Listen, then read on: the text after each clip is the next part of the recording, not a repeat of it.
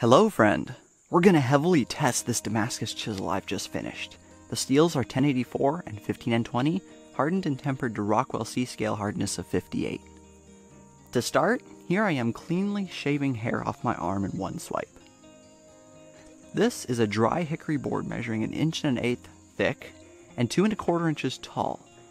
According to the Yonko wood hardness test, hickory is among the hardest of the hardwoods in our area. It is 41% harder than red oak. Hickory comes to an impressive 1,820 on the Yonko hardness scale, where cherry is only 950 and black walnut is only 1,010. I started with simple straight grain cuts. Due to the hardness of hickory, it took moderate pressure, but the chisel sliced cleanly, leaving a very smooth cut. Now it was time to put some force behind it with a 4-pound or 1.8 kilogram brass mallet. I took 2 heavy cuts off the corners of the hickory board. The cuts were smooth and the chisel edge perfect, as shown by it shaving hair off my arm. I continued taking heavy cross-grain cuts, peeling off large chips. The cuts were clean, leaving a smooth surface. Next, I started cutting almost straight into the side of the hickory.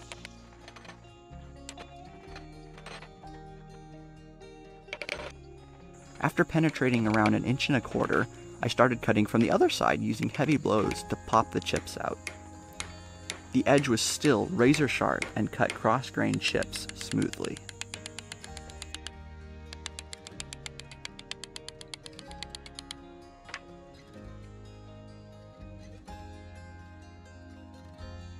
Not being satisfied with the previous impact load, I decided to really slam hard on the chisel with the 4-pound mallet and take off some of the biggest chips yet.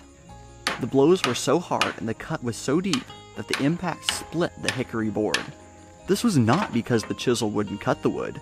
This is because I was taking too heavy of a cut for the chips to break loose.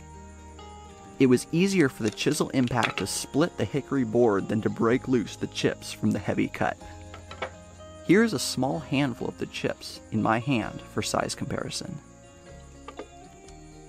With the split board in the background, here's the chisel shaving hair again.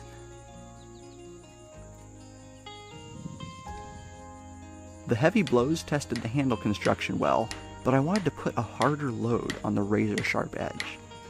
Here I took a solid brass rod and hammered the chisel through, chopping 6 pieces off.